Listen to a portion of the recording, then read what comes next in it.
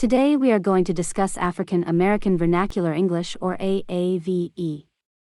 Studies have concluded that AAVE may have actually developed in the United States and was developed by slaves in the Atlantic region where Creoles were spoken.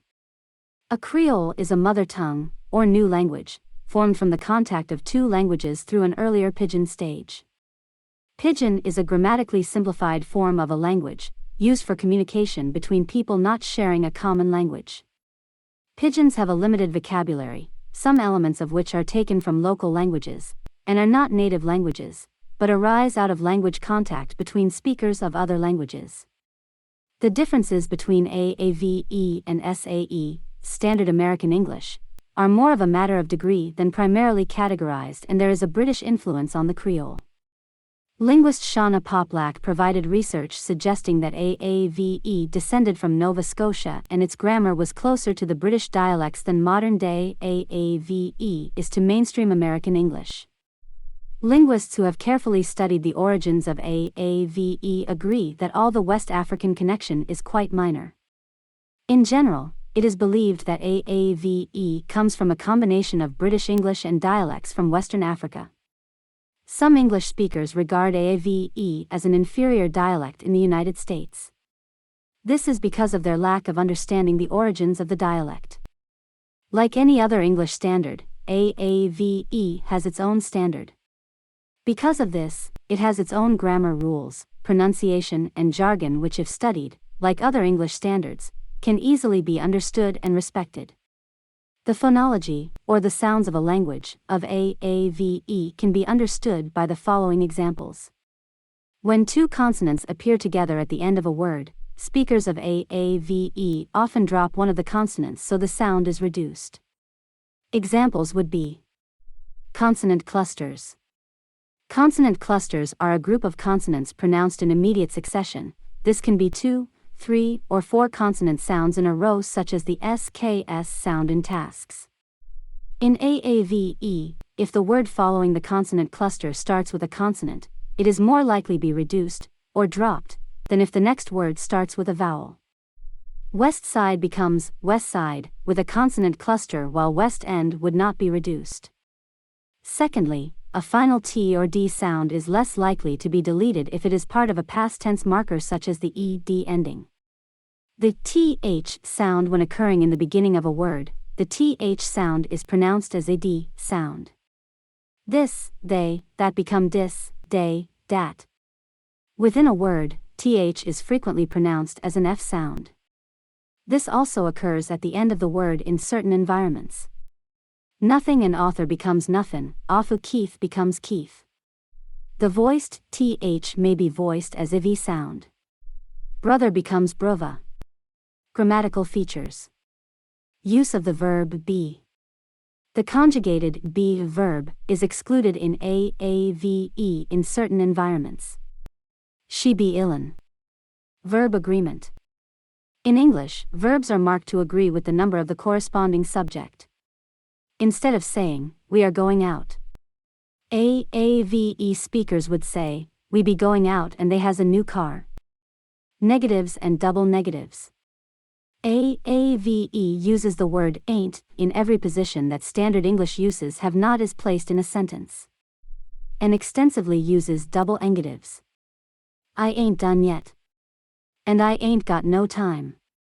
How AAVE came to be has been suggested in many hypotheses, including the Anglicist hypothesis. The Anglicist hypothesis was the reigning hypothesis for AAVE until the mid-1960s. According to the Anglicist hypothesis, the development of African American Vernacular English followed the same path as the language of other immigrants would. The theory suggested that when slaves were brought to the United States from Africa, they initially spoke a number of different languages. However, by being exposed to English, they began to learn it. As slaves had children, their native languages were less used. This pattern is visible in the modern day as well. Many children of immigrants can barely speak their parents' native language, not at all, and their children are not exposed to their grandparents' mother language at all. In this way, it is thought that through a couple of generations, native languages all but died out in the United States. They were replaced by the regional or social dialect of English that surrounded them at the time. It is now widely believed that African dialects tended to be tightly tied to the white dialects that surround them. The Creolist hypothesis, though it has been largely disproven, was the first major alternative to the Anglicist hypothesis. This hypothesis suggests that African American vernacular English developed from a Creole language that was a result of the early contact between Africans and Europeans.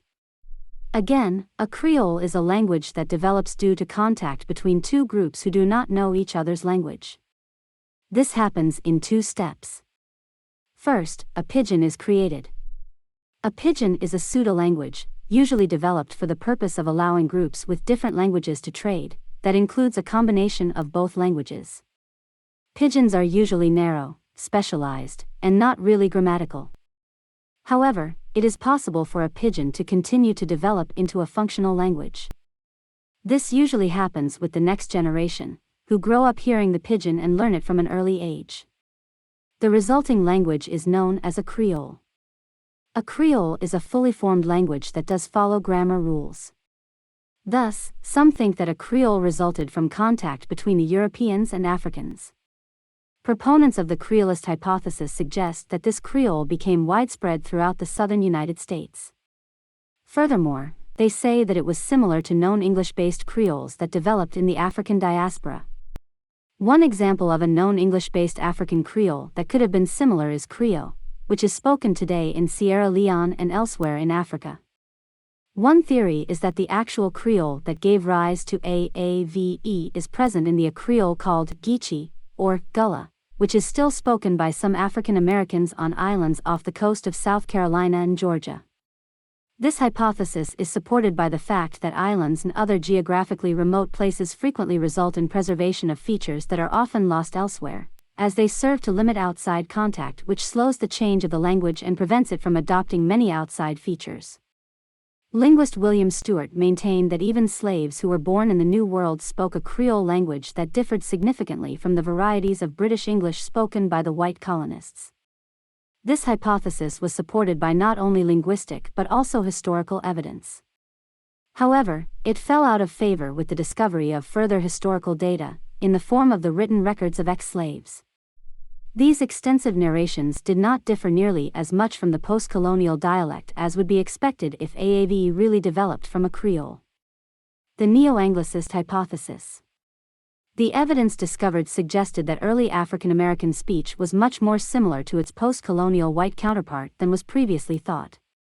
Similarly to the Anglicist hypothesis, the Neo-Anglicist hypothesis maintains that the earlier African American vernacular originated based on the British dialects that were brought to the U.S. However, in contrast with the Anglicist hypothesis, the Neo-Anglicists do not maintain that modern features of AAVE can be traced to British dialects. Instead, they believe that at some point, the African American vernacular diverged from the other dialects and became more diverse. This started a process of further diversion, reinforced by the solidification and unification of the African American community. This more insular community of practice resulted in further innovation of features that were unique to AAVE and the African American community, rather than just holdovers from its history with British English dialects. The implication of this theory is that the most distinct features of AAVE are in fact relatively recent innovations that were the work of African Americans themselves, not a result of any outside influence. Well, that is all the time we have for today. I hope to see you next time.